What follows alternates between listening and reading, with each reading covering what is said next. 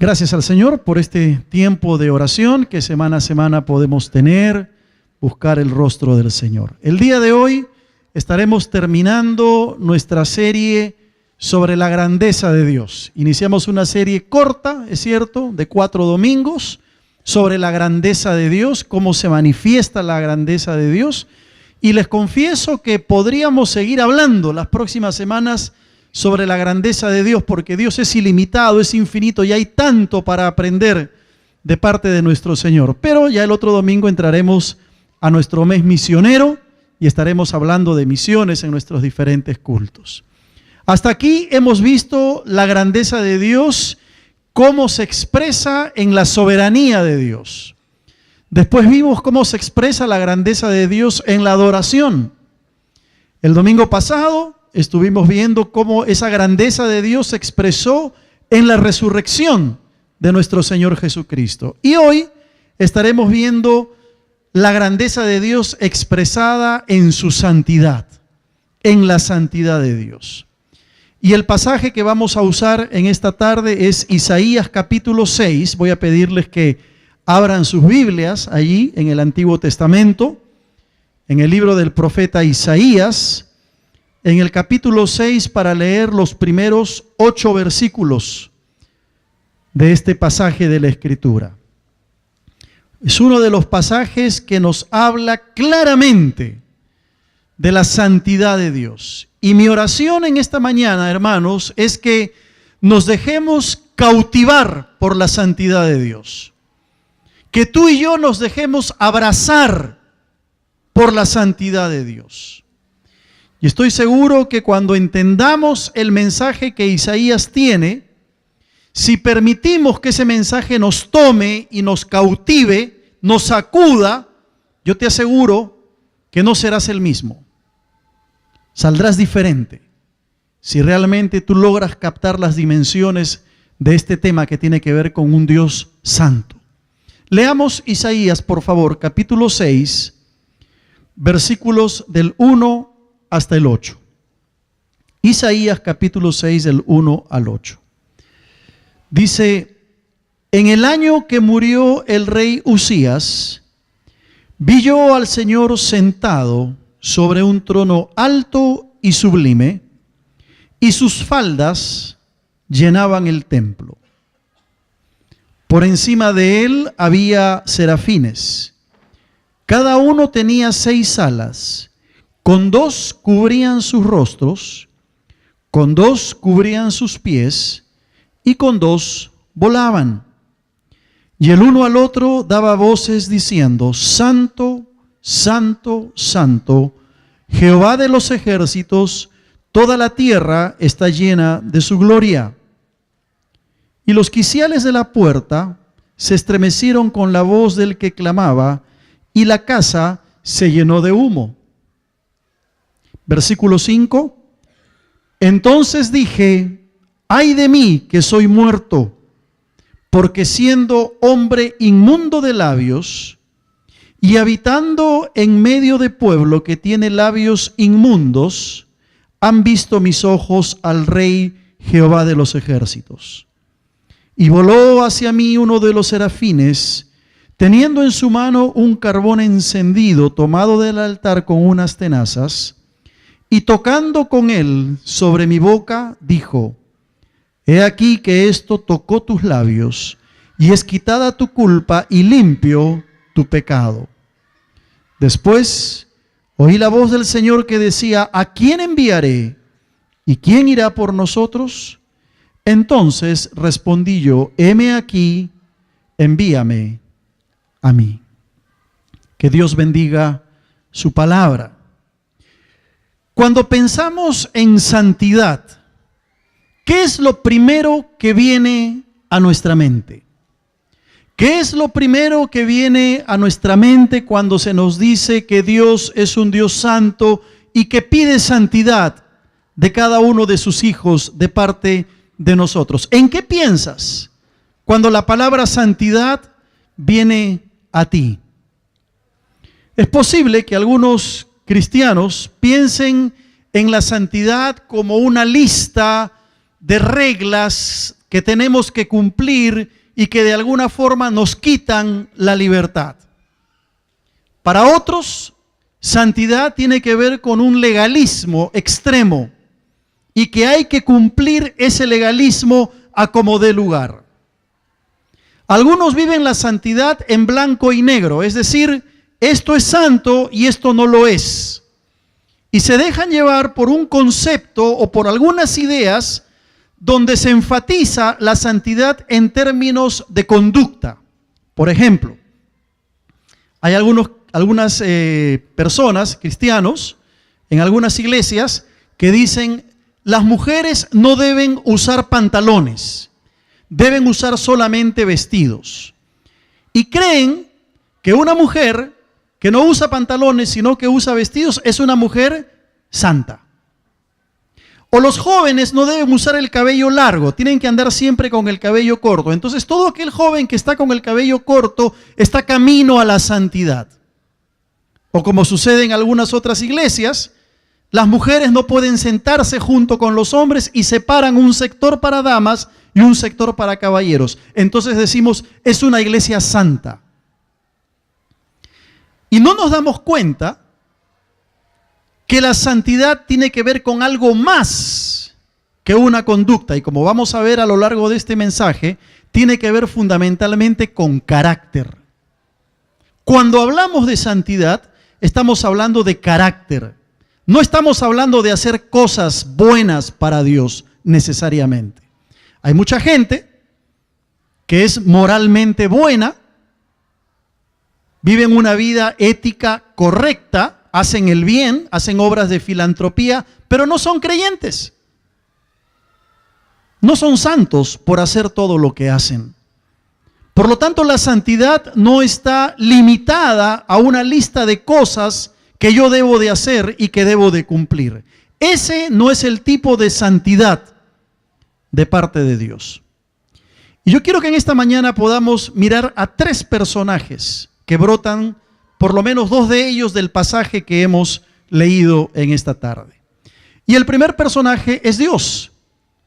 Y vamos a hablar de la santidad de Dios expresada en su carácter. Así que en el primer punto, ahí en tu bosquejo, en la rayita que dice la santidad de, pones la santidad de Dios. Y abajito pones su carácter.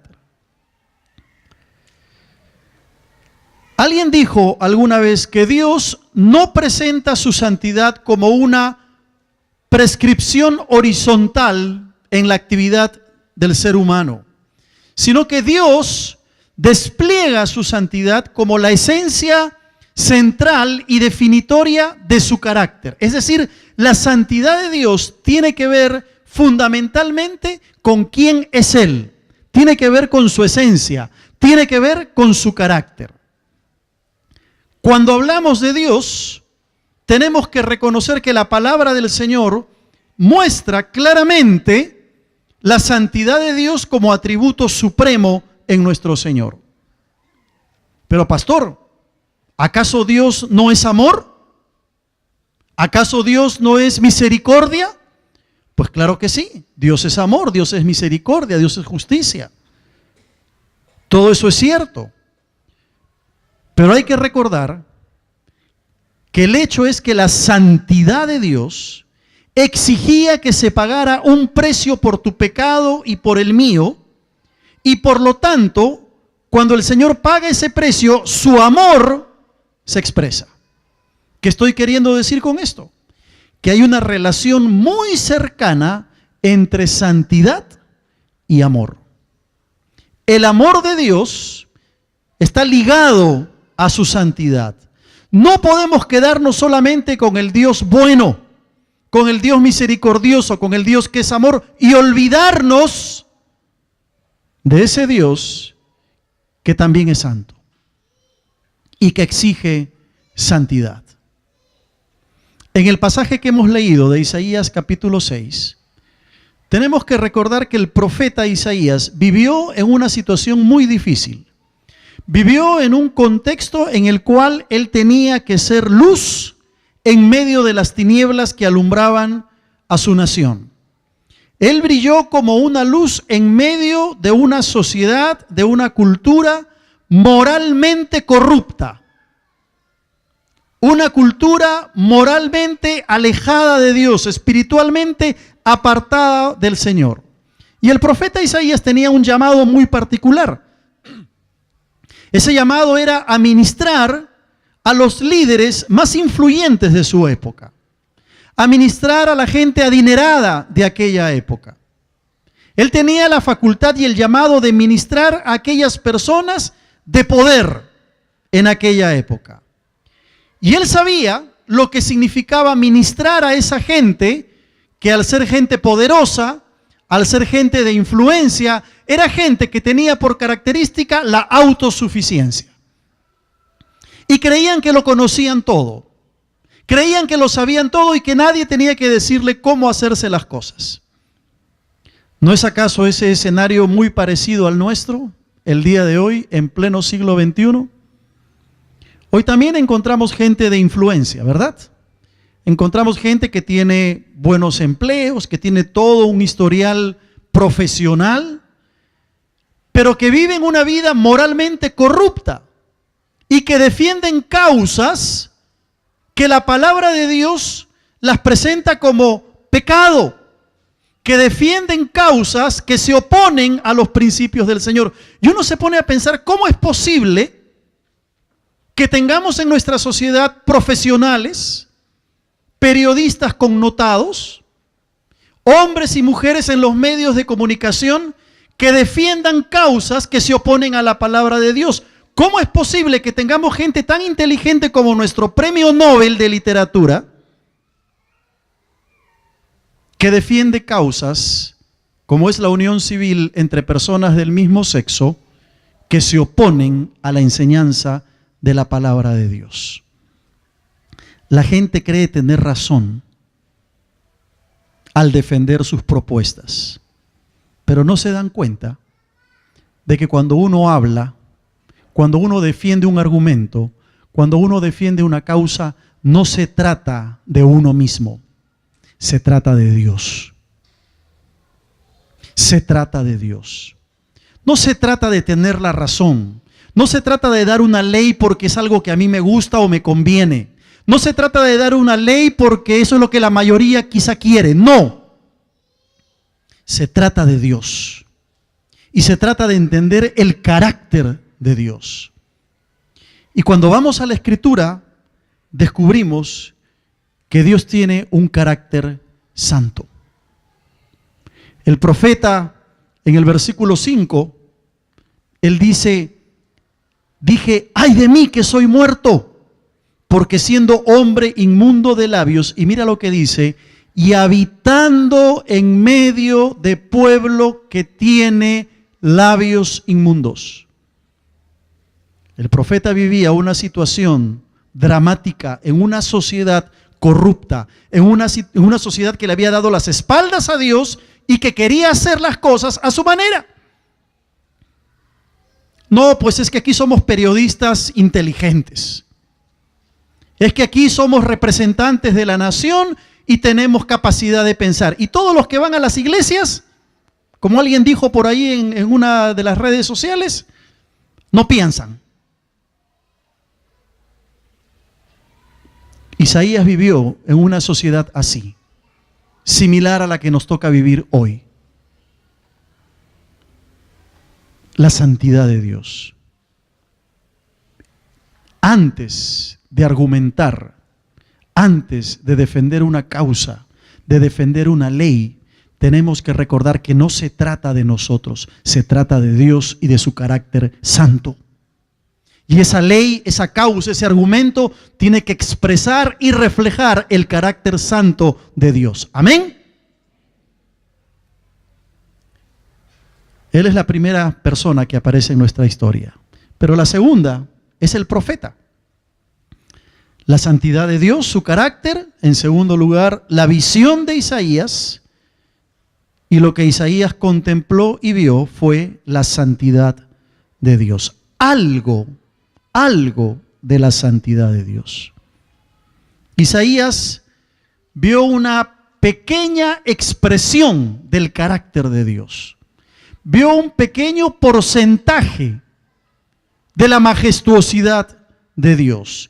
Pudo contemplar algo muy breve de la santidad de Dios, pero pudo captar y tener una visión de quién es ese Dios. Y yo creo que esa es la visión que nosotros como iglesia y la iglesia en general en América Latina necesita el día de hoy. Una visión de la santidad de Dios que destroza la imagen de un Dios blando, de un Dios que puedo manejar a mi antojo, de un Dios que sí, es amor, es bondad, es justicia, pero que también es un Dios santo. Y ha llegado el tiempo, hermanos, de dejarnos de jugar a la iglesia o a la religión para entender por fin las exigencias que nos hace este Dios santo. Cuando pensamos en el pueblo judío y miramos esos lugares en que el pueblo judío se acercaba a Dios, uno de ellos era el tabernáculo de reunión. El tabernáculo era un lugar como un templo donde el sumo sacerdote, el único, podía entrar para presentar sacrificio y ofrenda por el pueblo judío una vez al año. Y el tabernáculo estaba compuesto de 3 partes. La primera parte, esta parte exterior, que era donde se presentaba el sacrificio. Luego venía el lugar santo. Y en la parte final, la parte última, encontramos lo que la Biblia llama el lugar santísimo, que era el lugar donde estaba el maná, donde estaban las tablas de la ley, y era el lugar a donde solamente el sumo sacerdote podía entrar, habiendo expiado por sus pecados y por los pecados del pueblo, habiendo ofrecido sacrificio una vez al año. Y entraba por mandato de Dios. Ahora el sacerdote, el sumo sacerdote, no podía entrar de cualquier manera. Dios había estipulado una serie de requerimientos para que el sumo sacerdote pudiese entrar. Y entre esos requerimientos estaba la vestimenta sacerdotal, que tenía una serie de características. Pero dentro de la vestimenta sacerdotal había en el borde de sus vestiduras, en el borde de su túnica, antes de llegar a la parte final, una serie de campanillas que al menor movimiento sonaban. Obviamente cuando el sumo sacerdote caminaba, sonaban mucho más. Entonces cuando el sumo sacerdote entraba primero al atrio para presentar sacrificio y luego al lugar santo y luego al lugar santísimo donde ya no se le veía, la gente que estaba afuera podía escuchar las campanillas que se movían en la vestimenta del sumo sacerdote. Cuando las campanillas dejaban de sonar, era porque sin duda el sacerdote había caído fulminado por la santidad de Dios. Había caído muerto ante la santidad de Dios en el lugar santísimo. Y solamente allí un grupo de personas podían entrar a sacarlo sin caer muertos ellos también. ¿Esto de qué nos habla? De que los sacerdotes tenían un temor reverente, supremo, cuando tenían que entrar en la presencia de Dios.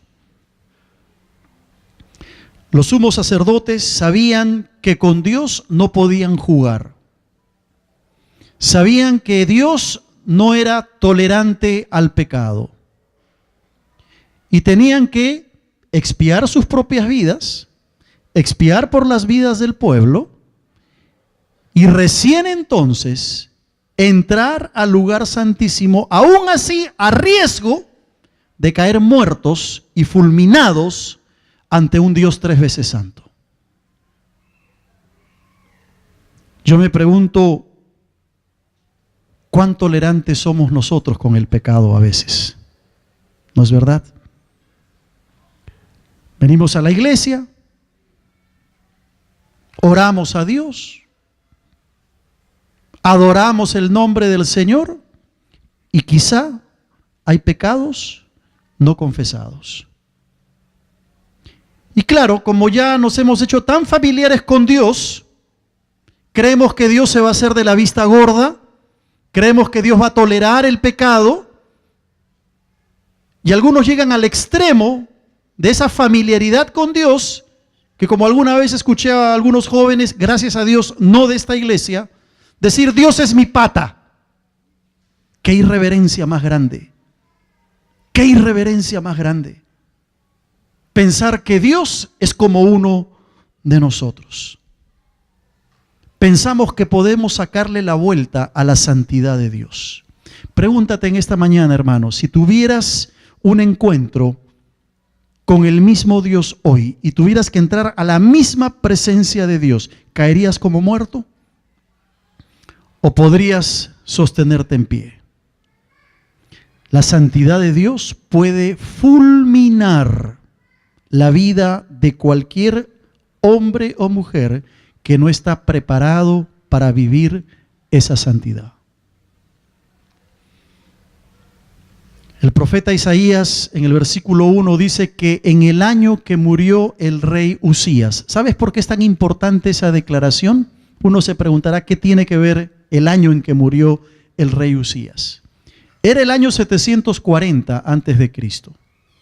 El rey Usías había tenido aparentemente un buen reinado, había sido un buen rey, había tenido algunos problemas, pero en línea general había sido un buen rey. ¿Sabes cuántos años reinó Usías? Reinó 52 años. Y en esos 52 años, el 100% está de acuerdo con el presidente. Y su esposa también. ¿Qué pasaría si después de 52 años de un presidente bueno, se muere? ¿Cómo nos afectaría? ¿Cuánto daño nos haría a la sociedad? Probablemente estaríamos en un caos, estaríamos en un desorden moral. Eso es lo que pasó en la nación de Israel. Y ahí es cuando Dios llama al profeta Isaías. Y dice el versículo 1 que en ese año, dice Isaías, vi yo al Señor sentado sobre un trono alto y sublime. No sabemos si se trató de una visión, de un sueño, de una revelación. Lo cierto es que Isaías tuvo la oportunidad y la capacidad sobrenatural de ver algo del trono de Dios en ese momento. El texto dice que estaba sentado sobre un trono alto y sublime. No se trataba de cualquier lugar. No se trataba de un trono cualquiera. Otra versión dice que estaba sentado sobre un trono excelso y sublime. No era una sillita de madera, no era cualquier cosa. Era un trono excelso. Era un trono majestuoso. Era un trono brillante, resplandeciente. Quiero que te imagines esa visión del profeta. Y yo creo, hermanos, que cuando la iglesia pierde su visión moral, es porque ha perdido la visión excelsa y sublime de Dios.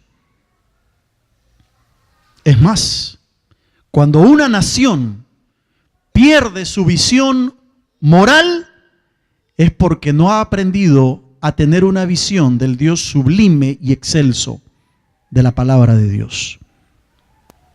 Ahora, el hecho de que el profeta señale que el Señor estaba sentado sobre ese trono alto y sublime, excelso, nos habla de que Dios estaba en control de todo lo que pasaba.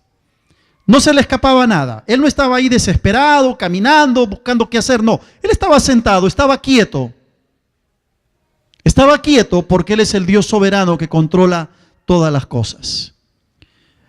Añade la palabra que sus faldas llenaban el templo. Está hablando de esas orlas en su manto que llenaban el templo.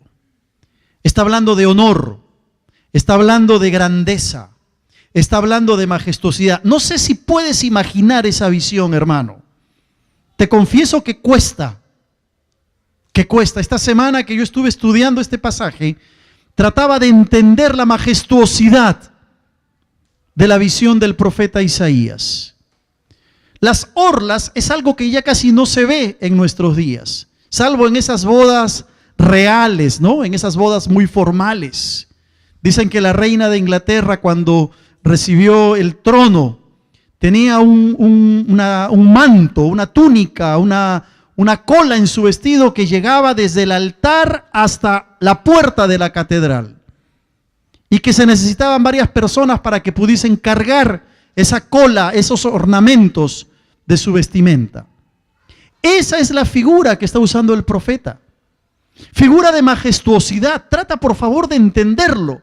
Trata de captarlo. Una figura de brillantez, de resplandor, que habla de la santidad de Dios. Y dice que llenaba el templo. El versículo 2 dice que en esa escena que estamos imaginando, había serafines con 6 alas, 2 cubrían sus rostros, 2 sus pies y con 2 volaban. La palabra hebrea para serafín es la palabra seraf, que significa ardientes. Y está hablando de ángeles que tenían autoridad, que estaban allí como en 2 filas, cantando y expresando la grandeza de este Dios santo. ¿Por qué esa descripción encontramos en el profeta? ¿Por qué se habla de 6 alas? El versículo 2 dice que 2 alas eran para cubrirse el rostro. ¿Te dice algo eso? Los mismos ángeles no podían mirar directamente a Dios a riesgo de ser fulminados y tenían que cubrir sus rostros. Con 2 alas cubrían sus pies. ¿De qué nos habla esto? Nos habla de la necesaria humildad. Los pies hablan de humildad. De la necesaria humildad que estos ángeles debían tener para acercarse al Dios Santo. Nadie puede acercarse a Dios con un corazón orgulloso. Nadie puede acercarse a Dios con un corazón autosuficiente. Y los ángeles sabían que tenían que cubrir sus pies. Y con 2 alas le servían para volar. El versículo 3 describe el cántico de estos ángeles.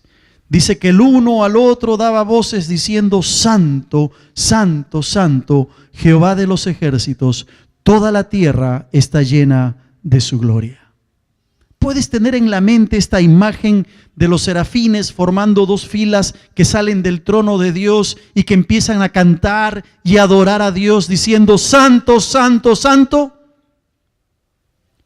Es interesante que los ángeles no dicen misericordioso, misericordioso, misericordioso es el Señor. No dicen amor, amor, amor es el Señor. Con un propósito señalan santo, santo, santo. Era una alabanza y una adoración que no cesaba, que no terminaba. Permanentemente estos serafines adoraban al Señor. ¿Y sabes una cosa? No encontramos en la Biblia ninguna otra ocasión donde algún atributo de Dios se repita 3 veces, como sucede en este caso. Eso tiene que decirnos algo, que si bien es cierto, Dios es amor, justicia, misericordia y bondad, tenemos que entender, hermanos, que Dios es santo. Y esta semana que yo estaba estudiando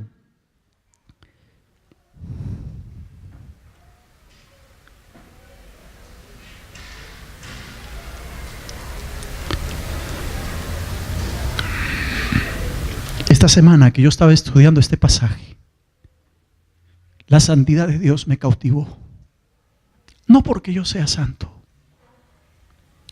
sino porque pude conocer un poquito más de esa santidad del Señor. Cuán lejos estamos de ser como nuestro Dios.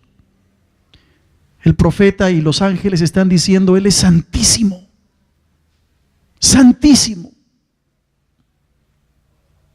El versículo 4 señala que el templo se estaba estremeciendo. Imagínate el cuadro, hermano.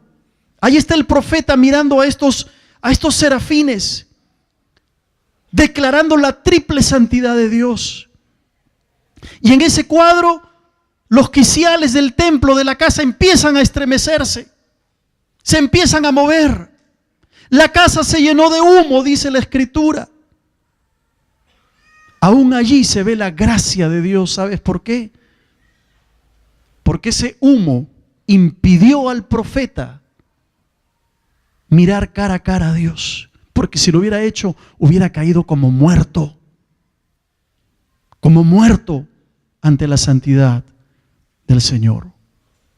Piensa lo que está pasando. Imagínate ese cuadro, por favor. Pero si bien es cierto, la santidad de Dios nos habla de su carácter, y la visión de Dios nos habla, la visión de Isaías nos habla de la santidad de Dios. Hay un tercer personaje. No aparece en este pasaje. De hecho, no aparece en la Biblia. Ese tercer personaje, ¿sabes quién es? Eres tú y soy yo. Porque tiene que haber una respuesta. Y allí en tu bosquejo quiero que pongas en el tercer punto la respuesta de y pon tu nombre.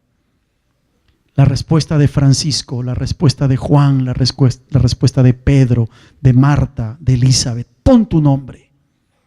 Porque no podemos quedarnos con simplemente decir qué santo es nuestro Dios, sino que tiene que haber una respuesta del corazón, de tu corazón y de mi corazón. Y esa respuesta es santidad, que se expresa de 4 formas. Primero, la santidad de Dios me infunde temor reverente. La santidad de Dios me infunde temor reverente. No estoy hablando de miedo, no estoy hablando de pavor, estoy hablando de ese temor reverente que te lleva a contemplar a Dios. Eso fue lo que me pasó esta semana a mí, mientras estudiaba el pasaje. Mi corazón se inundó de temor reverente ante mi Señor. Temor más allá de lo que podemos creer. Yo te digo una cosa, hermano. Si tú no tienes temor reverente ante Dios, es porque no conoces su santidad. Es porque no has abrazado la santidad de Dios. Es porque no te has dejado cautivar por la santidad del Señor. Pero en segundo lugar, la santidad de Dios me dice que Él está aparte de todo lo demás. La santidad de Dios me dice que Dios está separado de su creación. Él está en los cielos, tú y yo estamos en esta tierra. Él es santo, nosotros somos pecadores. Él es el Dios infinito, tú y yo estamos sujetos a temporalidad. Y esto es bueno que lo recordemos. ¿Sabes por qué? Porque cuando tú y yo entendemos que la santidad de Dios me recuerda que Él está en los cielos y yo estoy en esta tierra, eso me lleva a adorarle como se merece. Eso me lleva a reverenciar su nombre como Él se merece. Dios no es, y perdona que use esta frase, esta palabra, Dios no es tu compinche. Dios no es alguien que está a tu lado para que tú lo ningunees o lo lleves a tu antojo y le digas que haga las cosas que tú quieres que haga. Dios es santo, está en los cielos. Recuérdalo, estamos aquí en la tierra y nosotros somos hombres y mujeres débiles, con flaquezas, con pecados, que necesitamos urgentemente al Señor. El apóstol Pedro en el Nuevo Testamento nos manda a ser como Dios, con el mismo anhelo. Y en Primera de Pedro, en el capítulo 1, él va a decir: ceñid los lomos de vuestro entendimiento, sed sobrios y esperad por completo en la gracia que se os traerá cuando Jesucristo sea manifestado. Y como hijos obedientes, dice el apóstol, no os conforméis a los deseos que antes teníais estando en vuestra ignorancia, sino como aquel que os llamó es santo, sed también vosotros, ¿qué cosa? Santos. Como aquel que os llamó es santo, sed también vosotros santos. ¿Santos en qué? ¿Los domingos cuando vienes a la iglesia?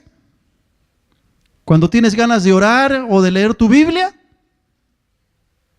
Sed santos en toda vuestra manera de vivir. ¿Por qué? Porque escrito está, sed santos, porque yo soy santo, dice el Señor. Hermano amado, hermana amada, ¿cuándo fue la última vez que experimentaste la santidad de Dios? ¿Cuándo fue la última vez que te dejaste abrazar por Dios y su santidad? ¿Cuándo fue la última vez que tu corazón fue cautivado por la santidad de Dios?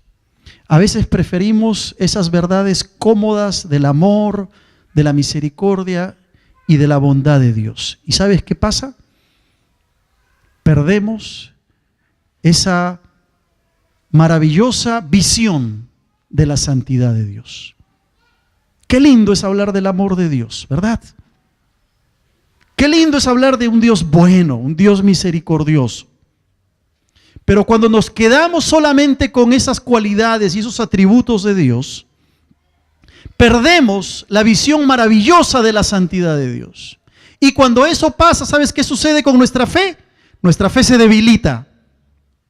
Nuestra fe se vuelve una fe anémica, porque no hemos aprendido a abrazar la santidad de Dios. No hemos aprendido a dejarnos cautivar por un Dios santo. No le estamos dando el peso exacto que tiene el pecado y nos valemos de la gracia de Dios solamente. Y separamos la gracia de la santidad purificadora de Dios. Gracia y santidad y amor van de la mano. Sin santidad nadie verá al Señor, dice la Biblia. Sin santidad nadie verá al Señor. Necesitamos que nos sobrecoja la visión de la supremacía y de la santidad de Dios, que cautive nuestro corazón. Isaías tuvo que responder como tú y yo tenemos que responder hoy. En tercer lugar, la santidad de Dios me hace reconocer mi pecaminosidad. Cuando yo contemplo a Dios en su santidad, soy más consciente de mi pecado. Le pasó al profeta. Dice el versículo 5, que luego que el profeta contempló esa visión hermosa de la santidad de Dios, sus primeras palabras fueron: ¡ay de mí, que soy muerto! Porque siendo hombre inmundo de labios y habitando en medio de pueblo que tiene labios inmundos, han visto mis ojos al Rey. Conciencia de pecado. ¿Cuántas veces me ha pasado a mí, seguramente a ti también, que estás orando y adorando al Señor y alabando su nombre, entrando en su presencia, y de pronto viene a tu mente un pecado no confesado, un pecado guardado en tu corazón? ¿Te ha pasado? Porque ante la magnificencia de Dios, ante la expresión de la santidad de Dios, lo primero que va a suceder es que vamos a tomar conciencia de nuestro pecado. Lo que el profeta Isaías está diciendo es: estoy perdido, estoy terminado, estoy muerto. Cuando experimentamos a Dios como Él realmente es, de pronto nos vamos a ver como lo que realmente somos. Cuando tú experimentas a Dios como realmente Él es, vas a experimentar también quién eres tú realmente. Soy hombre de labios inmundos, dice el profeta. ¿Cómo puedo abrir la boca y hablar de Dios? ¿Cómo puedo traer el mensaje de Dios? ¿Qué puedo yo decir de Dios si soy hombre de labios inmundos? Dice Isaías. Isaías descubre su impureza, descubre su pecado. Y déjame decirte, hermano, que todos somos inmensamente impíos e impuros ante la santidad y la rectitud y la justicia del Dios Todopoderoso. Aún nuestras obras, muy buenas que sean, son como trapo de inmundicia delante del Dios Santo. En la pureza de la santidad de Dios se expone nuestra naturaleza pecaminosa. Es interesante que ahí no queda la palabra. Qué bueno es nuestro Dios. Es un Dios de gracia. ¿Sabes por qué? Porque inmediatamente dice el versículo 6 que uno de los serafines, teniendo en su mano un carbón encendido con unas tenazas, viene y toca los labios, toca la boca del profeta y le dice: he aquí que esto tocó tus labios, es quitada tu culpa y limpio tu pecado. Gloria al Señor. Porque en medio de nuestra pecaminosidad, Dios de alguna manera nos limpia cuando venimos a Él arrepentidos. Blanquea nuestra alma, quiere transformarnos, quiere hacernos santos como Él es santo. Recuerda, Dios te llama a la santidad. Dios quiere que seamos santos. Pero recuerda, la santidad es carácter antes de ser conducta. No me interesa, joven, si tienes el cabello largo. Te lo digo de corazón. Me interesa que tu carácter sea un carácter santo. No estamos aquí para dividir a las damas de los caballeros y decir siéntense separados porque eso es santidad. No. La santidad se expresa cuando un caballero respeta a una dama. La santidad se expresa cuando nuestros pensamientos son gobernados por el Espíritu de Dios. La santidad se expresa cuando le digo no al pecado, cuando no frecuento ciertos lugares, cuando apago en la televisión lo que no debo ver. En el carácter, no en una lista de cosas, no mires esto, no hagas esto, no. Tú sabes lo que tienes que ver y lo que no tienes que ver. Punto. No vamos a entregarle a nadie una lista de reglas para ser santo, no. Porque la santidad la vas a adquirir en la medida en que estés cerca del corazón de Dios. La santidad es carácter antes de ser conducta. Es la misma naturaleza de Dios que se reproduce en nuestro corazón cuando queremos obedecerle y estamos cerca de Él. Cuando tú eliges pecar, eliges sufrir. Cuando yo elijo pecar, elijo sufrir.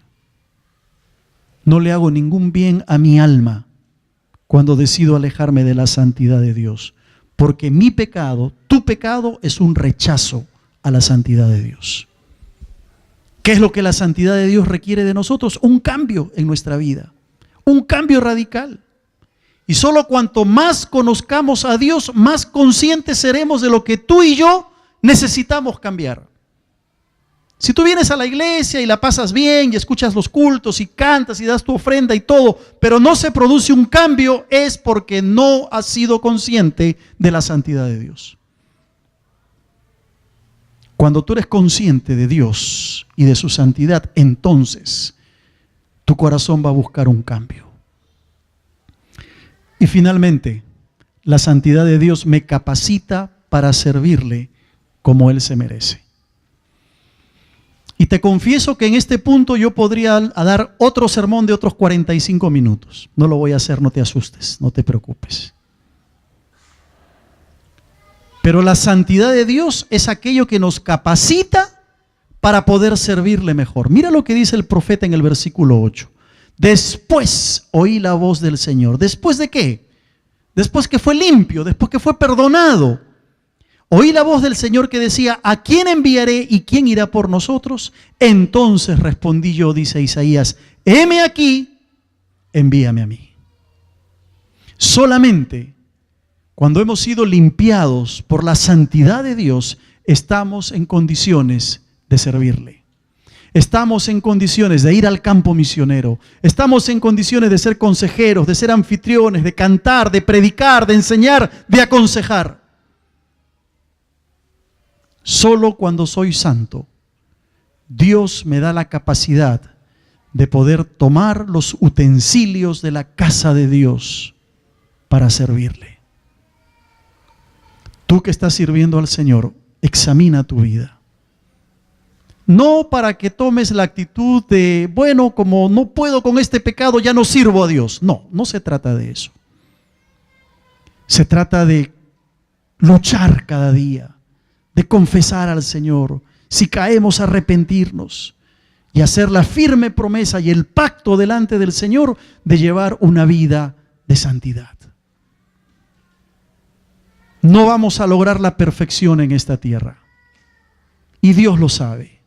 Por eso que está el humo que no nos deja mirarlo plenamente para que no caigamos como muertos. Por eso que está la sangre de Cristo que nos limpia de todo pecado. Termino con estas preguntas. ¿Cuánto conoces de la santidad de Dios? ¿Cuán cerca estás del corazón de Dios? ¿Y cuánto te asombras por la santidad de Dios? Sin santidad, nadie verá al Señor. Sed santos, dice el Señor, porque yo soy santo.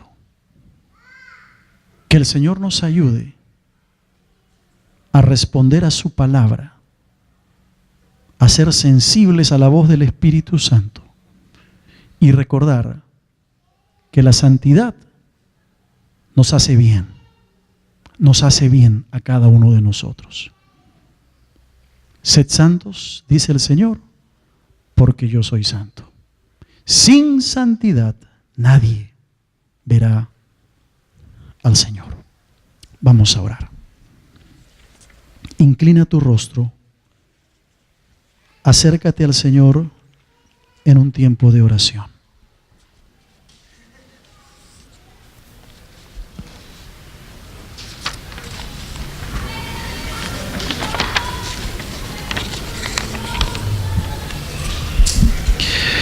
Señor, queremos venir delante de ti en esta tarde y reconocer tu santidad. Queremos venir, Señor, delante de ti y decirte que te necesitamos. Cuánto bien nos hace, Señor, renovar nuestro compromiso de santidad contigo. Por eso, Señor, en esta hora que tu Espíritu Santo ministre cada uno de nuestros corazones. No queremos, Señor, jugar a ser cristianos. No queremos ser meramente religiosos. Queremos ser hombres y mujeres santos. Una santidad que no se otorga porque alguna iglesia decide que uno u otro es santo, sino una santidad que viene de tu carácter. Queremos ser una iglesia santa. Mientras estamos así en oración, yo quiero hacerte un llamado, hermano, hermana, en esta tarde. Si el Señor te ha hablado y quieres hacer un pacto de santidad con Dios, ahí en tu sitio ponte de pie en esta tarde. No voy a hablar más. Creo que la palabra ha sido clara. No voy a insistir más. Pero si sabes y quieres hacer un pacto de santidad con Dios, te invito a que te pongas de pie para juntos orar.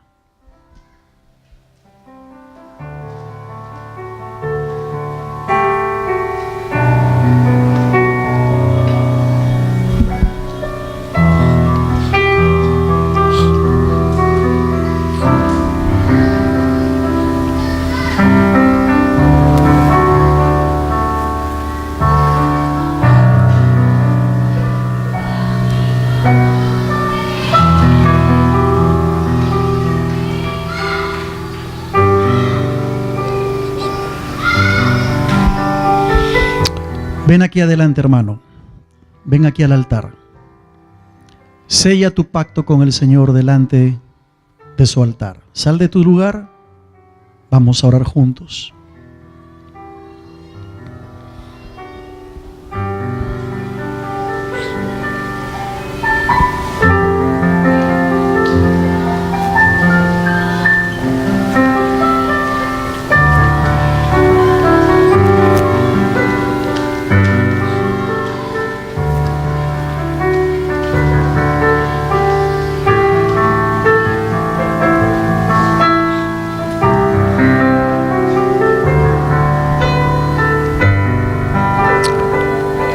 Señor Santo,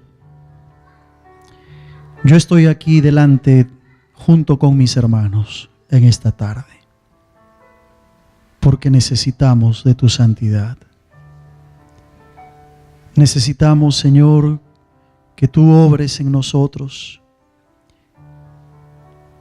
nos libres de la influencia de nuestra propia carnalidad, nuestras propias pasiones, de la influencia del mundo y de la influencia del diablo. Venimos delante de ti, Señor, porque queremos renovar nuestro pacto de santidad contigo. Señor, y aquí estamos delante de ti, diciéndote, queremos ser santos. Queremos, Señor, que tú santifiques nuestra vida, nuestra mente, nuestro corazón. Queremos ser santos delante de nuestra esposa, nuestro esposo, nuestros hijos, en nuestro trabajo, en nuestros estudios, en la iglesia. Señor, haznos santos. Haznos santos, Señor. No es algo que podemos lograr por mérito humano. Es por la obra de tu Espíritu. Santifícanos en tu palabra. Santifícanos en tu verdad. Tú ves a mis hermanos, conoces sus corazones, conoces sus luchas. Señor, sé propicio a cada uno de ellos. Queremos servirte con manos limpias, con un corazón transformado, con un corazón regenerado. Y Señor, oramos por esta nación, por este país. Haz un país santo, Señor. Señor, da temor de tu palabra y de tu santidad a nuestras autoridades. Haznos una nación que glorifique tu nombre. Haznos una iglesia santa. Queremos honrarte con nuestra mente, nuestro corazón, nuestros actos, con nuestros recursos, con todo lo que tú nos has dado. Gracias por tu palabra, Señor. Gracias porque hoy hemos aprendido que eres un Dios santo que exige reverencia, que exige temor, pero que también ha provisto la sangre de Cristo para perdonarnos y limpiarnos de toda maldad. Gracias, gracias, Señor. Gloria sea a ti, Padre. Bendito seas, exaltado seas, Señor. Déjanos ser cautivados por tu santidad. Déjanos abrazar tu santidad, Señor. Vivir en santidad para ti. Gracias, Señor. Gracias, Señor.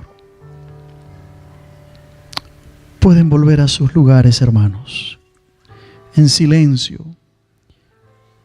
mientras seguimos en actitud de oración, reverenciando el nombre del Señor. Gracias, Padre. Gracias, Señor. Haznos santos, Padre. Haz tu iglesia una iglesia santa. Lo necesitamos.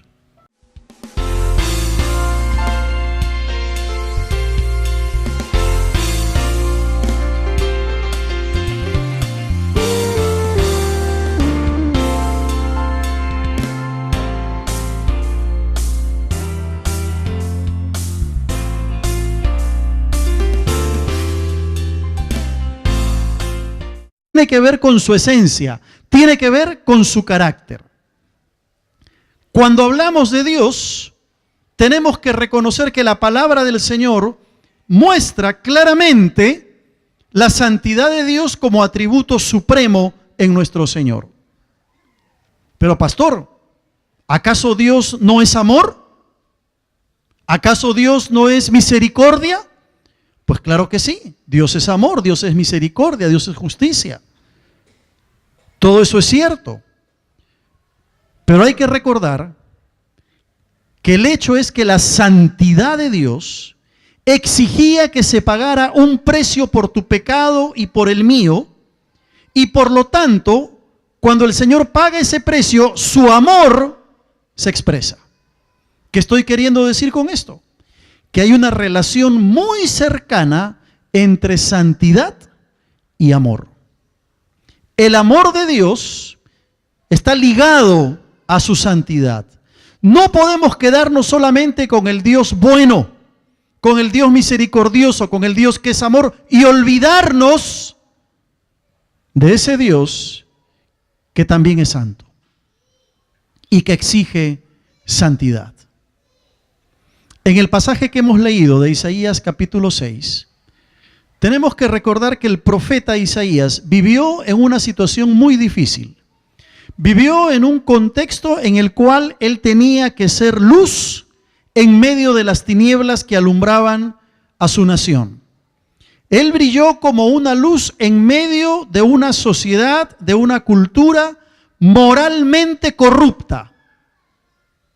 Una cultura moralmente alejada de Dios, espiritualmente apartada del Señor. Y el profeta Isaías tenía un llamado muy particular.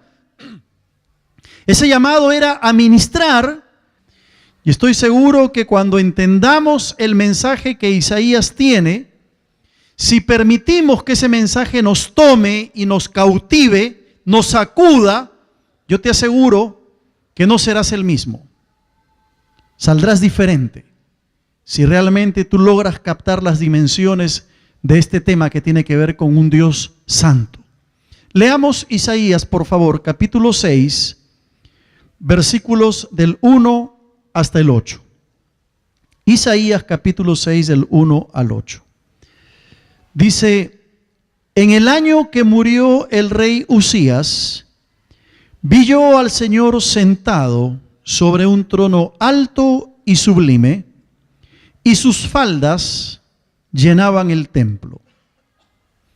Por encima de él había serafines. Cada uno tenía 6 alas. Con 2 cubrían sus rostros, con 2 cubrían sus pies, y con 2 volaban. Y el uno al otro daba voces diciendo: Santo, Santo, Santo, Jehová de los ejércitos, toda la tierra está llena de su gloria. Y los quiciales de la puerta se estremecieron con la voz del que clamaba, y la casa se llenó de humo. Versículo 5. Entonces dije: ay de mí que soy muerto, porque siendo hombre inmundo de labios y habitando en medio de pueblo que tiene labios inmundos, han visto mis ojos al Rey Jehová de los ejércitos. Y voló hacia mí uno de los serafines, teniendo en su mano un carbón encendido tomado del altar con unas tenazas, y tocando con él sobre mi boca, dijo: he aquí que esto tocó tus labios, y es quitada tu culpa y limpio tu pecado. Después oí la voz del Señor que decía: ¿a quién enviaré? ¿Y quién irá por nosotros? Entonces respondí yo: heme aquí, envíame a mí. Que Dios bendiga su palabra. Cuando pensamos en santidad, ¿qué es lo primero que viene a nuestra mente? ¿Qué es lo primero que viene a nuestra mente cuando se nos dice que Dios es un Dios santo y que pide santidad de cada uno de sus hijos de parte de nosotros? ¿En qué piensas cuando la palabra santidad viene a ti. Es posible que algunos cristianos piensen en la santidad como una lista de reglas que tenemos que cumplir y que de alguna forma nos quitan la libertad. Para otros, santidad tiene que ver con un legalismo extremo y que hay que cumplir ese legalismo a como dé lugar. Algunos viven la santidad en blanco y negro, es decir, esto es santo y esto no lo es. Y se dejan llevar por un concepto o por algunas ideas donde se enfatiza la santidad en términos de conducta.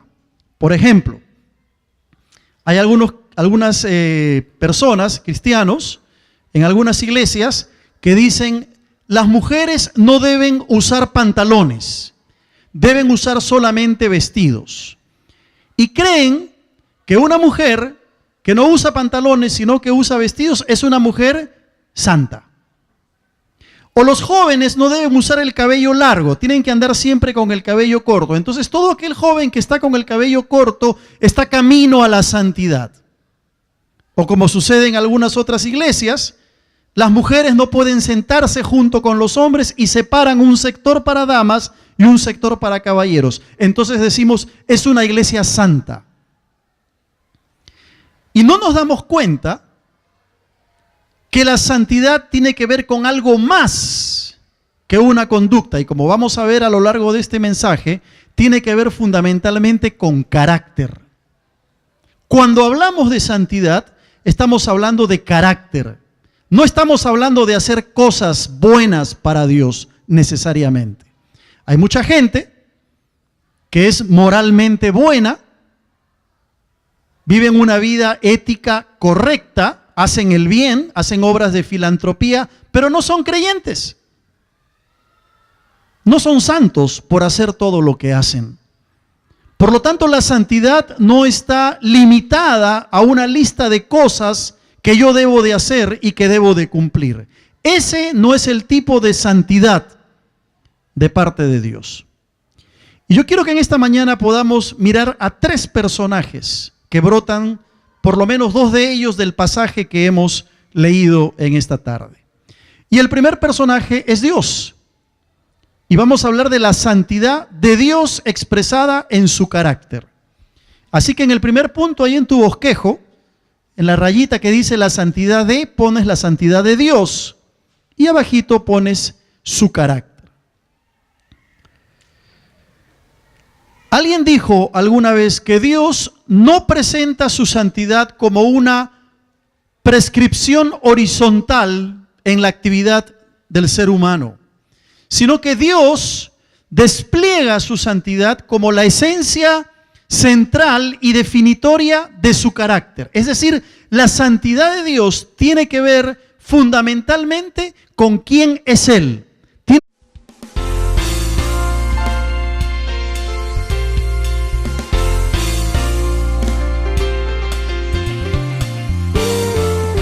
Amén. Gracias al Señor por este tiempo de oración que semana a semana podemos tener, buscar el rostro del Señor. El día de hoy estaremos terminando nuestra serie sobre la grandeza de Dios. Iniciamos una serie corta, es cierto, de 4 domingos, sobre la grandeza de Dios, cómo se manifiesta la grandeza de Dios. Y les confieso que podríamos seguir hablando las próximas semanas sobre la grandeza de Dios, porque Dios es ilimitado, es infinito y hay tanto para aprender de parte de nuestro Señor. Pero ya el otro domingo entraremos a nuestro mes misionero y estaremos hablando de misiones en nuestros diferentes cultos. Hasta aquí hemos visto la grandeza de Dios, cómo se expresa en la soberanía de Dios. Después vimos cómo se expresa la grandeza de Dios en la adoración. El domingo pasado estuvimos viendo cómo esa grandeza de Dios se expresó en la resurrección de nuestro Señor Jesucristo. Y hoy estaremos viendo la grandeza de Dios expresada en su santidad, en la santidad de Dios. Y el pasaje que vamos a usar en esta tarde es Isaías capítulo 6. Voy a pedirles que abran sus Biblias allí en el Antiguo Testamento, en el libro del profeta Isaías. en el capítulo 6 para leer los primeros 8 versículos de este pasaje de la Escritura. Es uno de los pasajes que nos habla claramente de la santidad de Dios. Y mi oración en esta mañana, hermanos, es que nos dejemos cautivar por la santidad de Dios. Que tú y yo nos dejemos abrazar por la santidad de Dios.